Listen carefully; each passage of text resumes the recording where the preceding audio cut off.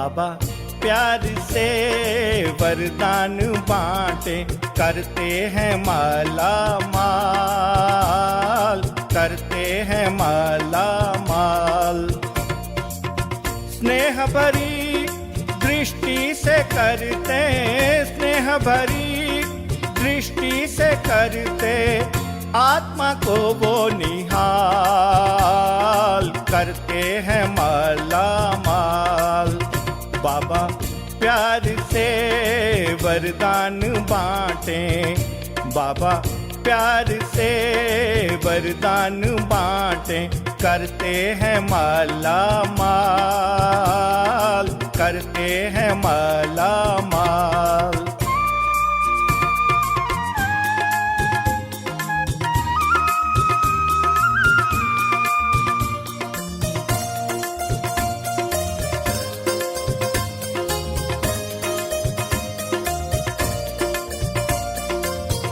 शक्ति से भरे भंडार, गुण बरसाए सुख अपार। खुशियां दे अपरम अपार, निराकार सबका आधार। अधरों पे सबके उनकी महिमा, अधरों पे सबके उनकी महिमा। वाह क्या कर दी कमाल, करते हैं माला माल।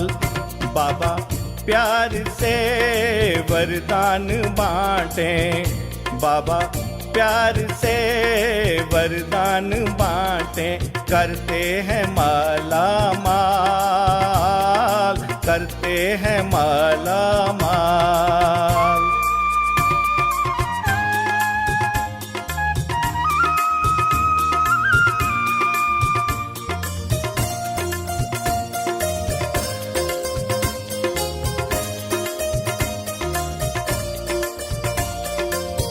ज्ञान के देते हीरे मोती, अंतर की जगाते ज्योति। पवित्रता का अमृत बरसे, शिव जगाते आत्मा सोती।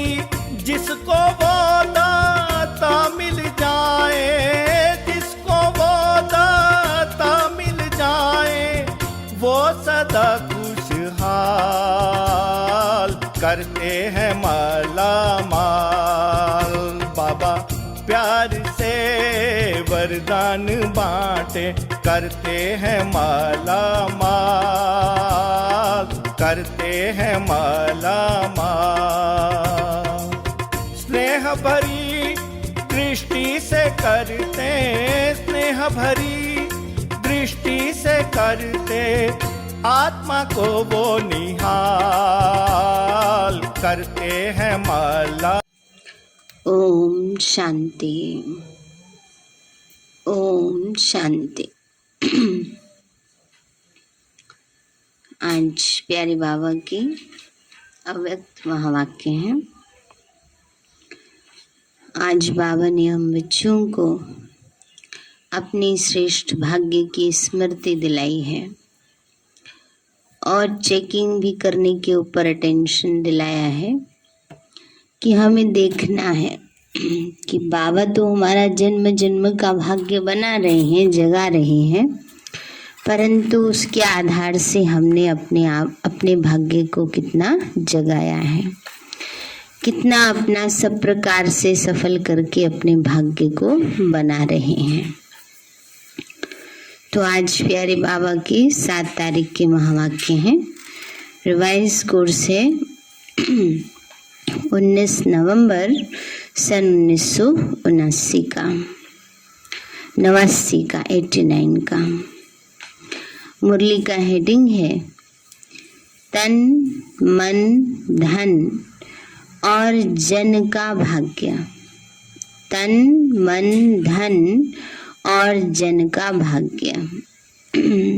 आज सच्चे साहिब अपने साहिबजादे और साहिबजादियों को देख रहे हैं। बाबा है सच्चा साहिब और हम प्यारे बाबा के बच्चे साहिबजादे और साहिबजादियां हैं।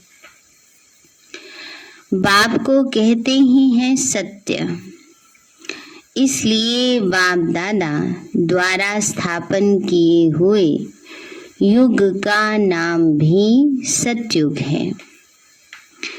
बाप की महिमा भी सत बाप, सत शिक्षक और सत गुरु कहते हैं। सत्य की महिमा सदा ही श्रेष्ठ रही है। सत बाप द्वारा आप सभी सत्य नारायण बनने के लिए सच्ची कथा सुन रहे हो।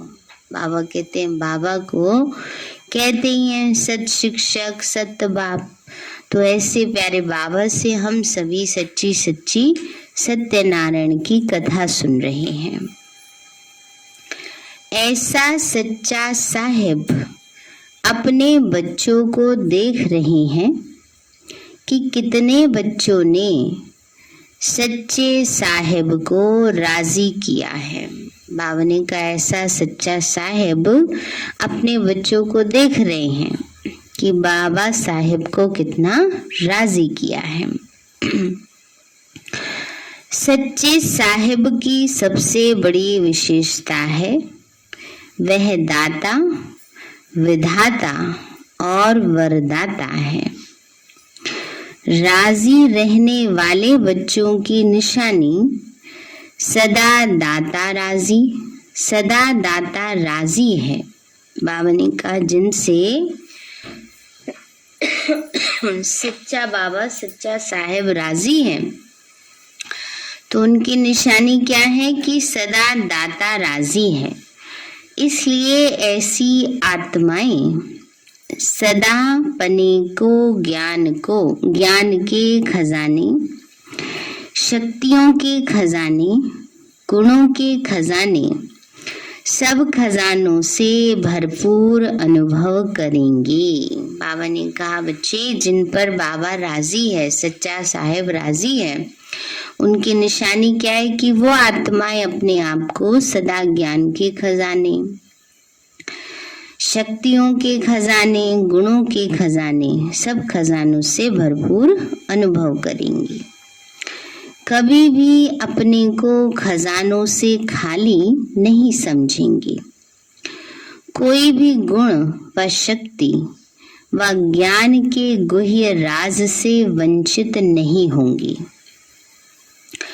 गुणों की व शक्तियों की परसेंटेज हो सकती है, होंगी सारी, परसेंटेज हो सकती है। कई बार ऐसा होता है ना कि गुण तो हैं, शक्तियां तो हैं, पर थोड़ी कम है, पूरी नहीं है। तो बाबा कहते वो तो अपनी धारणा के अनुसार है ना, तो परसेंटेज हो सकती है, लेकिन कोई गुण व कोई शक्ति ऐसी आत्मा में हो ही नहीं, ये नहीं हो सकता। जैसे समय प्रमाण कई बच्चे कहते हैं कि मेरे में और शक्तियां तो हैं, लेकिन ये शक्ति व गुण नहीं है, तो नहीं शब्द निषेध होगा। ऐसे दाता के बच्चे सदा धनवान होंगे, अर्थात भरपूर व संपन्न होंगे। दूसरी महिमा है भाग्य विधाता।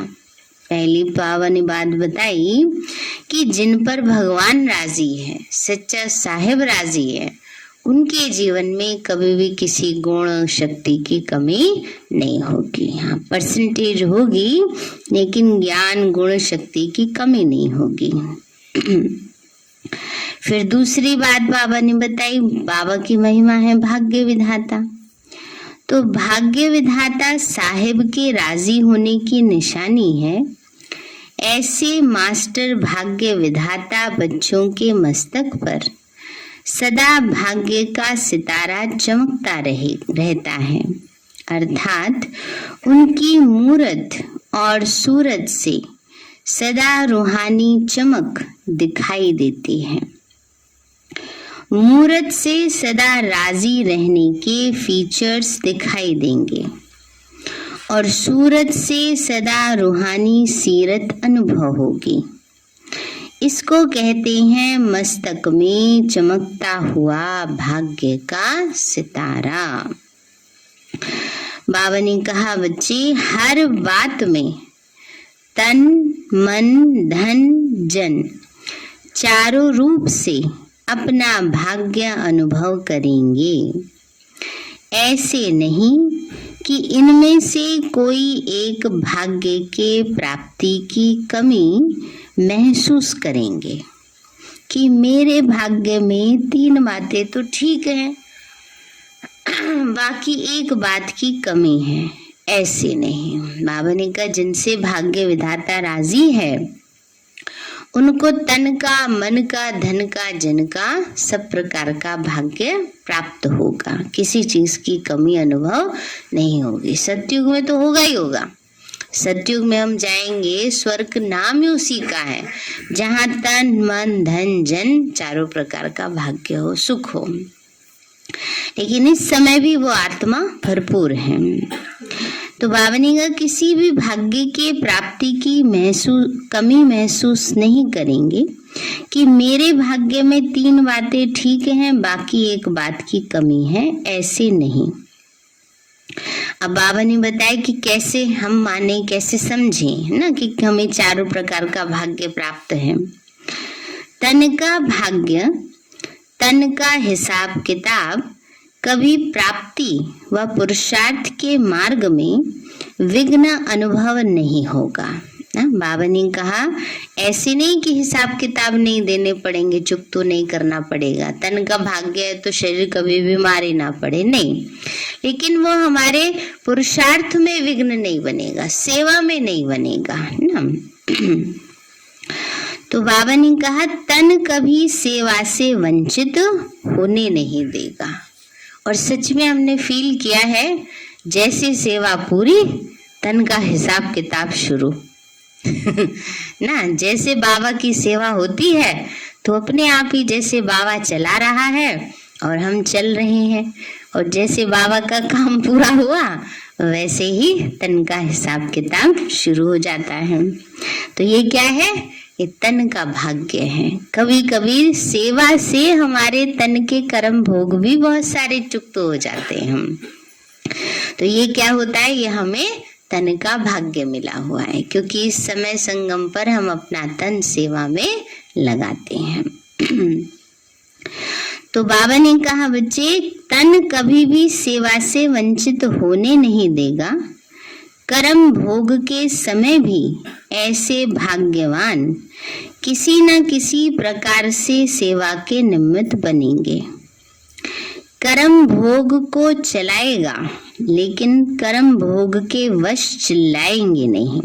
बाबा ने कहा, कर्म भोग को चलाएंगे कि शरीर का हिसाब किताब है, वो भी साथ चल रहा है, सेवा भी साथ चल रही है। चिल्लाना अर्थात कर्म भोग का बार बार वर्णन करना व बार बार कर्म भोग की तरफ बुद्धि और समय लगाते रहना। छोटी सी बात को बड़ा विस्तार करना, इसको कहते हैं चिल्लाना।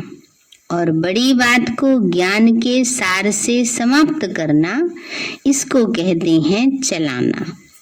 तो सदा ये बात याद रखो, योगी जीवन के लिए चाहे छोटा कर्म भोग हो चाहे बड़ा हो, लेकिन उसका वर्णन नहीं करो।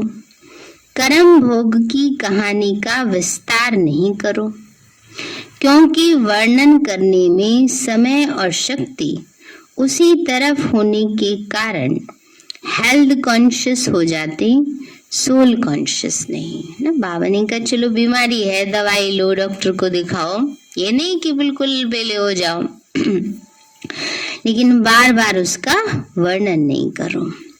तो बाबा ने कहा, बच्चे हेल्थ कॉन्शियस हो जाते, सोल कॉन्शियस नहीं रहते। शरीर के ऊपर ज्यादा ध्यान चला जाता और आत्मा की स्थिति नहीं रहती।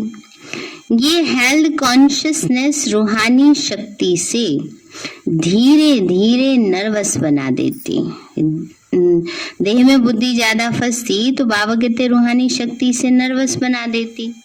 इसीलिए कभी भी ज्यादा वर्णन नहीं करो। योगी जीवन कर्म भोग को कर्म योग में परिवर्तन करने वाला है। ये है तन के भाग्य की निशानियां। फिर है मन का भाग्य।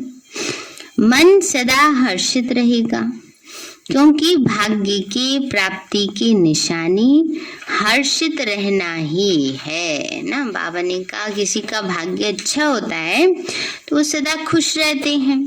तो बाबा ने कहा मन के भाग्य की निशानी सदा हर्षित रहना है। जो भरपूर होता है वो सदा ही मन से मुस्कुराता रहता। मन के भाग्यवान सदा इच्छा मात्रम अविद्या की स्थिति वाले होते हैं।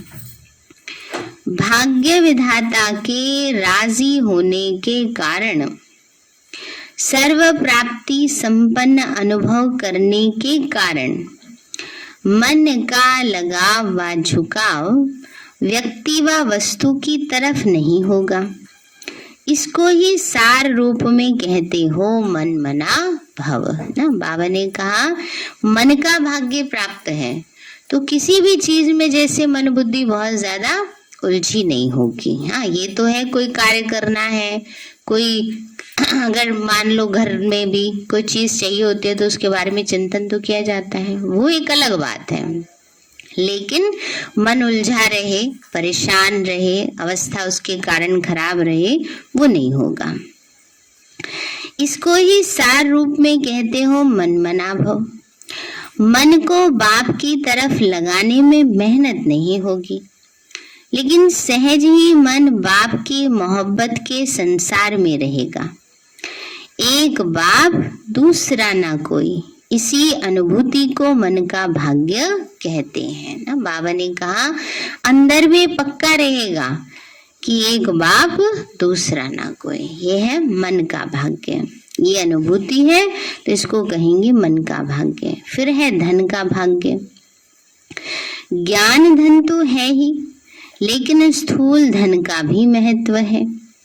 धन के भाग्य का अर्थ यह नहीं कि ब्राह्मण जीवन में लाखोंपति या करोड़पति बन जाएंगे ना, लेकिन धन के भाग्य की निशानी है कि संगम युग पर जितना आप ब्राह्मण आत्माओं को खाने पीने और आराम से रहने के लिए आवश्यकता है उतना आराम से मिलेगा।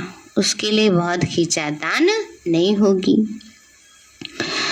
और साथ साथ धन चाहिए सेवा के लिए, तो सेवा के लिए भी कभी समय पर कमी व खींचातान अनुभव नहीं करेंगे ना। बाबा कहते हैं जिनको धन का भाग्य प्राप्त है उनकी निशानी क्या होगी कि जितनी आवश्यकता है इच्छानुसार नहीं मिलेगा। इच्छाएं तो सोचेंगे अरबपति बन जाए वो तो भविष्य में बनेंगे ना, पद्मा पदमपति, लेकिन यहाँ जो आवश्यकता है वो सहज पूरी होंगी। तो ये भी क्या है, ये धन का भाग्य है। तो और साथ साथ सेवा के लिए जो चाहिए, तो सेवा के लिए भी समय पर कमी व खींचातान अनुभव नहीं करेंगे।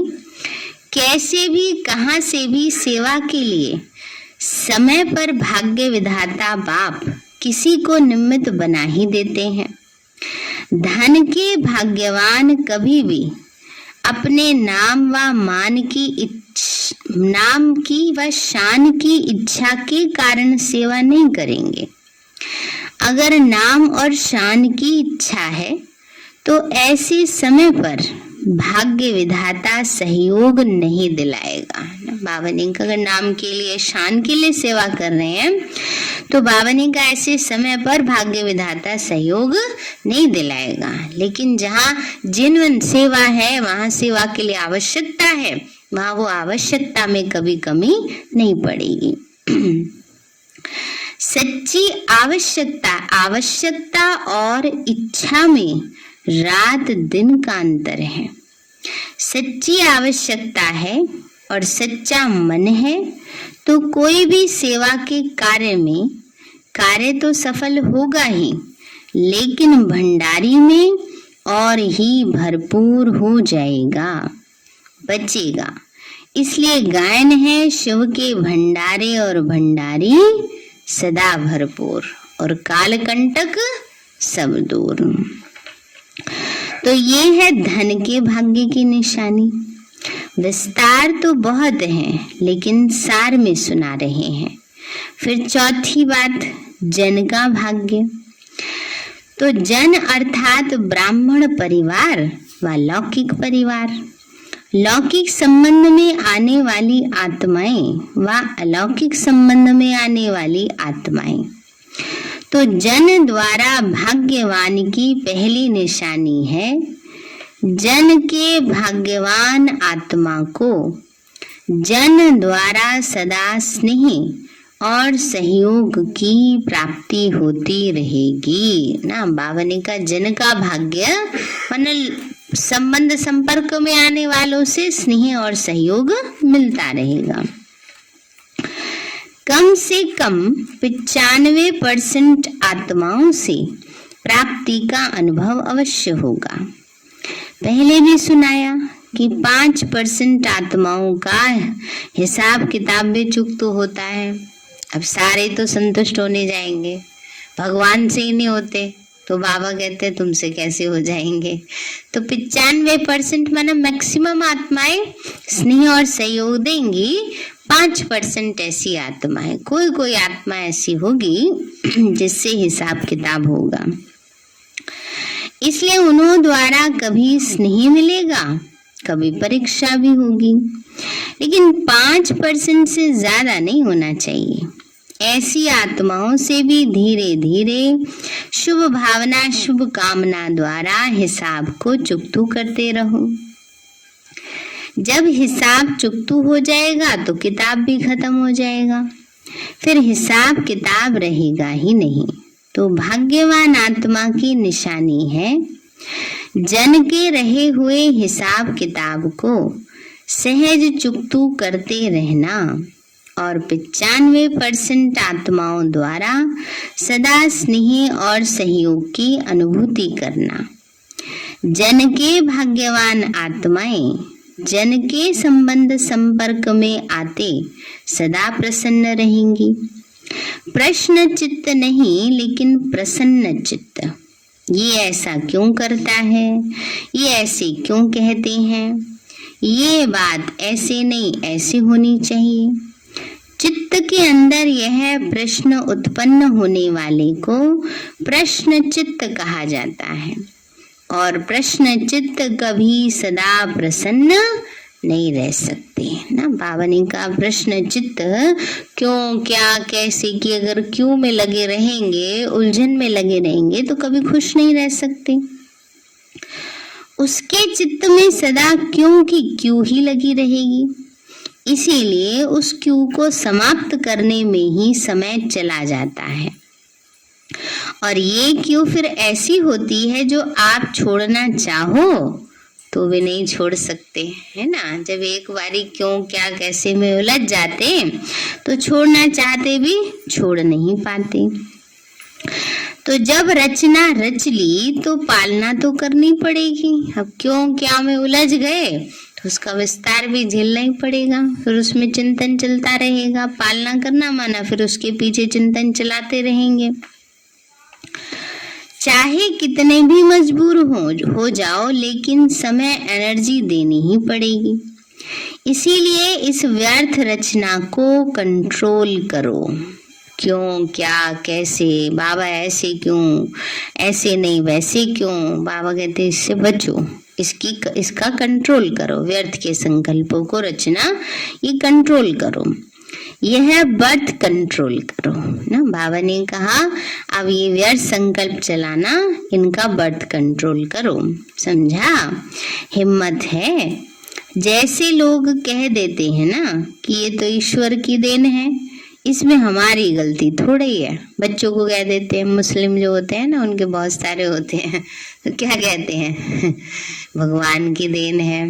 तो बाबा भी कहते हैं, बच्चे भी क्या कह देते हैं, पहले व्यर्थ सोचते रहेंगे फिर कहेंगे बाबा अब इसमें हमारी क्या गलती, देखो ये बात ऐसे है ना वैसे है ना। तो बाबा कहते हैं व्यर्थ आपने क्यों सोचा, क्यों उसको व्यर्थ संकल्पों की रचना की। ऐसी ही ब्राह्मण आत्माएं फिर कहती हैं कि ड्रामा की नोंद है, लेकिन ड्रामा के मास्टर क्रिएटर, मास्टर नॉलेजफुल बन हर कर्म को श्रेष्ठ बनाते चलो। अच्छा, टीचर्स ने सुना सच्चा साहिब मेरे ऊपर कितना राजी है, इसका राज तो सुना ना। राज सुनने से सभी टीचर्स राजयुक्त बनी। वह दिल में आता है कि इस भाग्य की मेरे में कमी है, कभी धन की खींचातान, कभी जन की खींचातान। ऐसी जीवन का अनुभव तो नहीं करती हो ना। सुनाया था कि एक ही स्लोगन विशेष निम्न टीचर्स के प्रति है, लेकिन है सभी के प्रति। हर बात में बाप की श्रीमत प्रमाण जी हजूर करते रहो। बाबा की श्रीमत में हमेशा क्या करना है, जी हजूर, हर बात में जी हजूर। कौन है हजूर, बाबा है ना।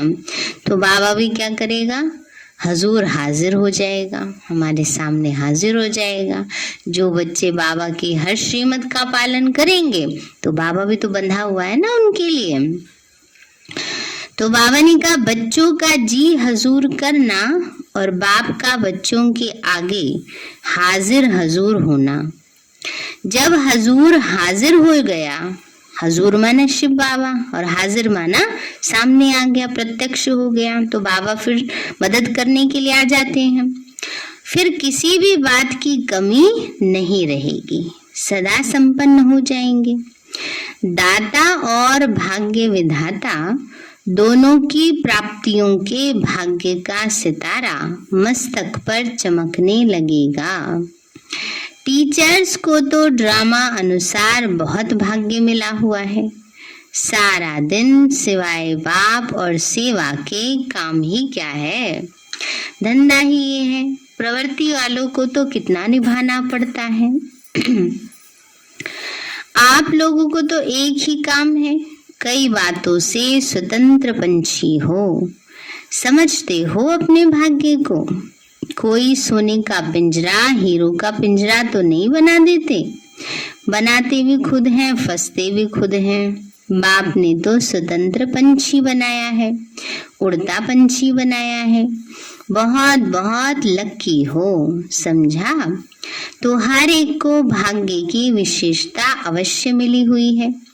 प्रवृत्ति मार्ग वालों की विशेषता अपनी है, टीचर्स की अपनी विशेषता है, गीता पाठशाला वालों की विशेषता अपनी है। भिन्न भिन्न विशेषताओं से सभी विशेष आत्माएं हो, लेकिन सेवा केंद्र पर रहने वाले नियमित टीचर्स को बहुत अच्छा चांस है। फिर बाबा के सामने पंजाब, हरियाणा, हिमाचल का ग्रुप बैठा है। बाबा बोले सभी अपने को महावीर और महावीरनियां समझते हो। बाबा कह रहे सब कौन है, महावीर महावीरनियां।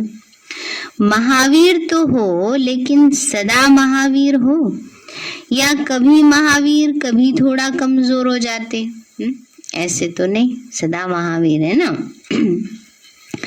सदा के महावीर अर्थात सदा लाइट हाउस और माइट हाउस। ज्ञान है लाइट और योग है माइट। तो महावीर अर्थात ज्ञानी तो आत्मा भी और योगी तो आत्मा भी। ज्ञान और योग दोनों शक्तियां लाइट और माइट संपन्न हो, इसको कहते हैं महावीर। किसी भी परिस्थिति में ज्ञान अर्थात लाइट की कमी नहीं हो और माइट माना योग की भी कमी नहीं हो। अगर एक की भी कमी है तो परिस्थिति में सेकंड में पास नहीं हो सकेंगे, टाइम लग जाएगा।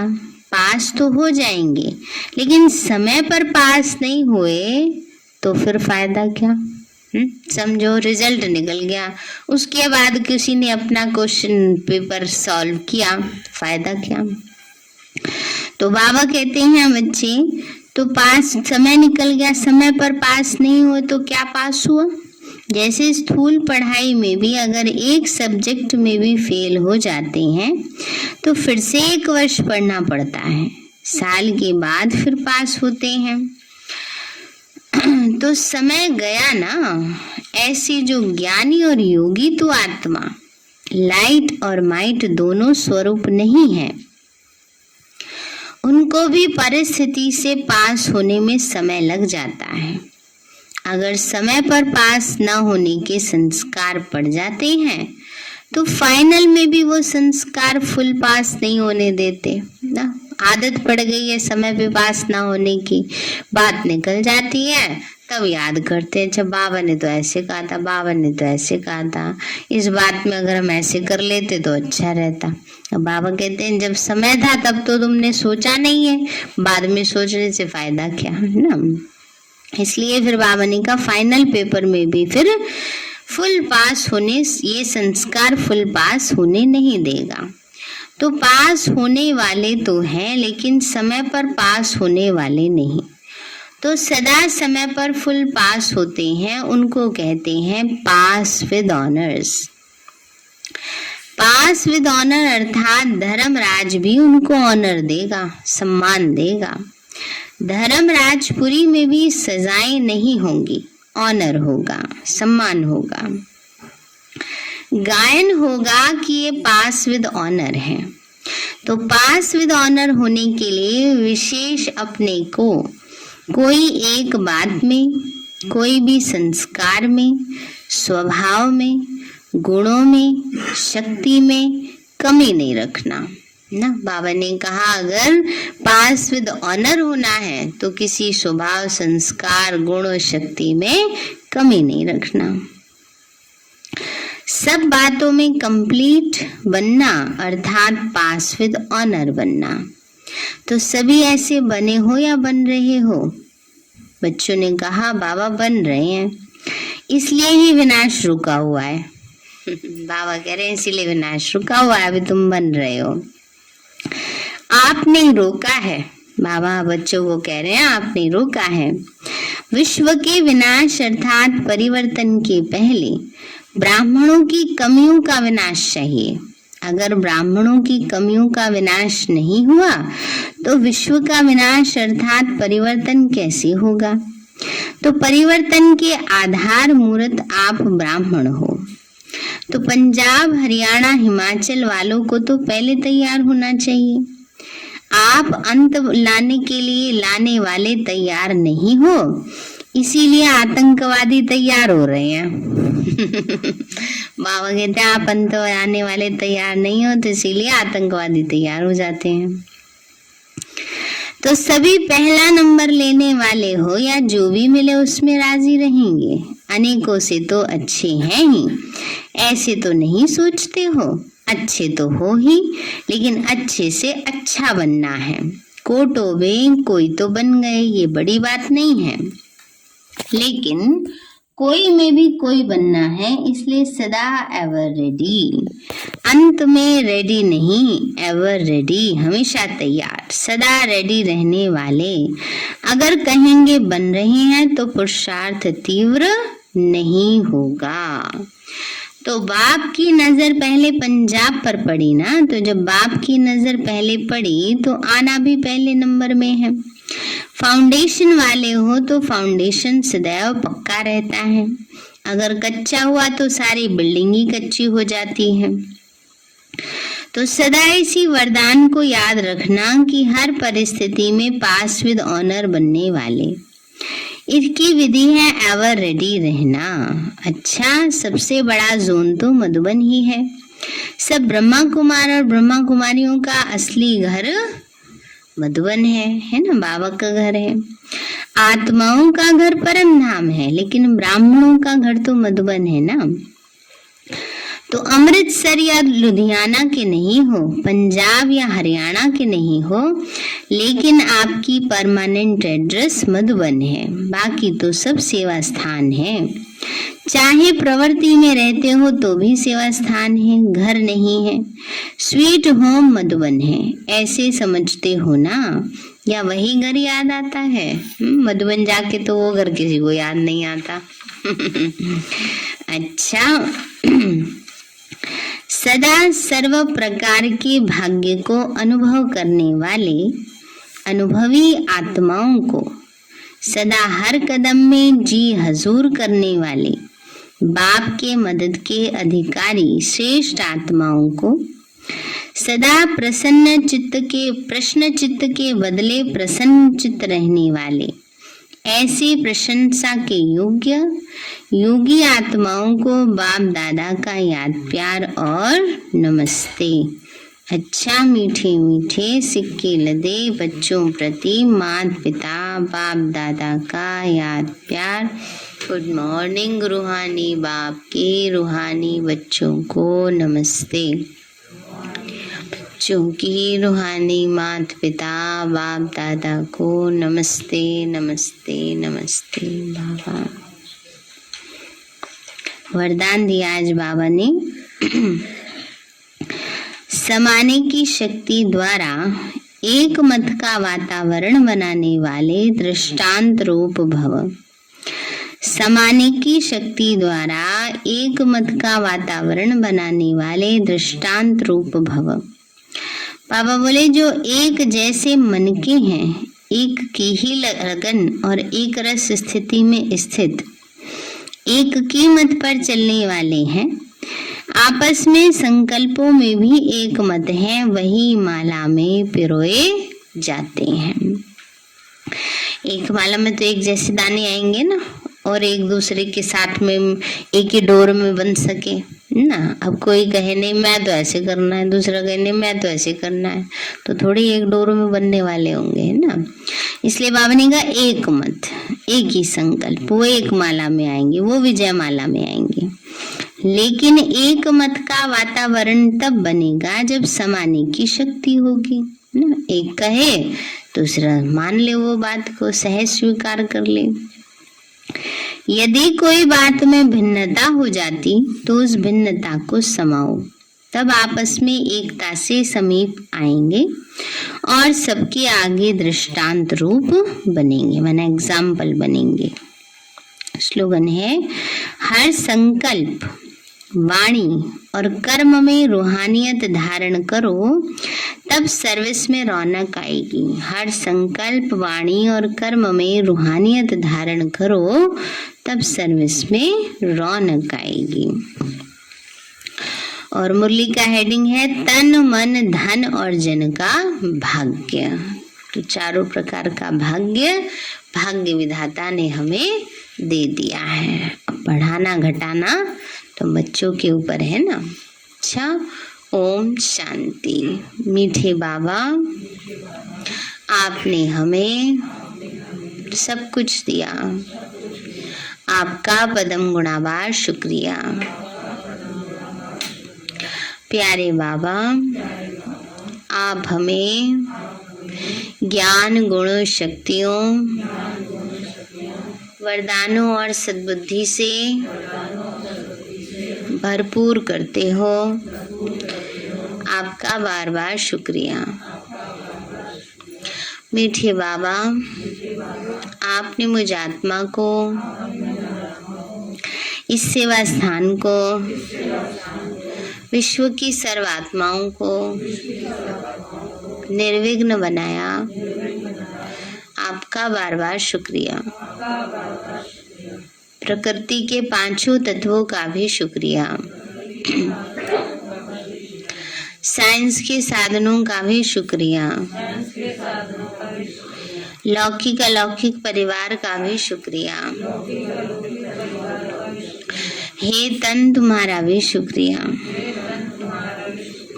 विश्व की सर्वात्माओं का और ब्रह्मांड की सारी शक्तियों का सब प्रकार का सहयोग देने के लिए शुक्रिया। मीठे बाबा, मुझ आत्मा ने जाने अनजाने में जिन भी आत्माओं को मनसा वाचा कर्मणा दुख दिया है, मैं उन सभी से क्षमा चाहती हूँ, मुझे क्षमादान दिलाओ। और जिन आत्माओं ने मुझे दुख दिया है, विघ्न रूप बने हैं, मैं उन सभी को दिल से क्षमा करती हूँ। सबका कल्याण हो, सबको सुख शांति सद्बुद्धि मिले और बाबा के सेंटर की सेवाएं खूब बढ़ती जाएं। शिव बाबा से सारी शक्तियां मुझ आत्मा में समा रही हैं, पूरे शरीर में फैल रही हैं, पूरे घर में फैल रही हैं, पूरे देश पूरी दुनिया में फैल रही हैं। सब प्रकार के वायरस नष्ट होते जा रहे हैं। मैं आत्मा परम धाम में चमकती हुई मणि हूँ।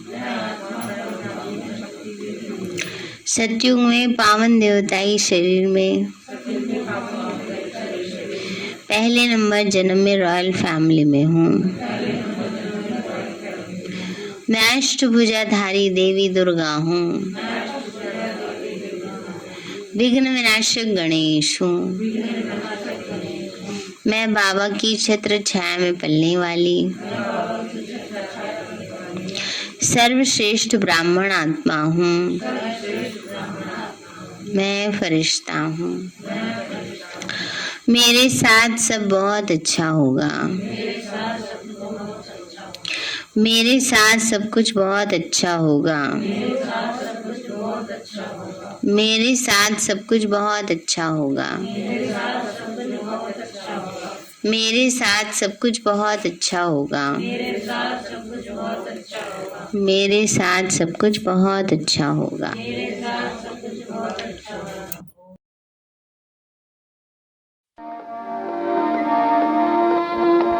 तूने प्यार दिया साकार भी जो आता है याद हमको।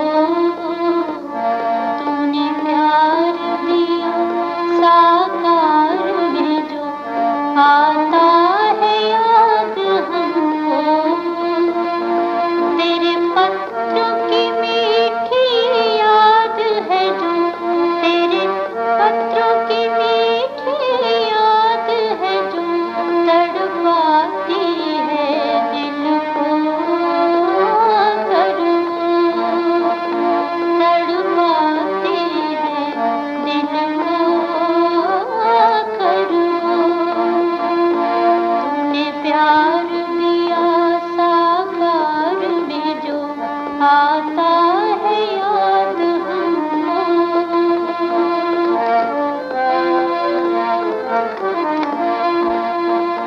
संगम की दुनिया में बाबुल तेरे संग संग घड़ियां जो बीती।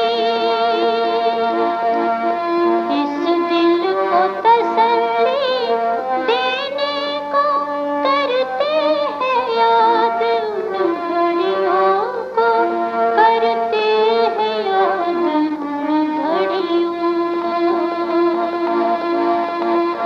तूने प्यार दिया साकार में जो आता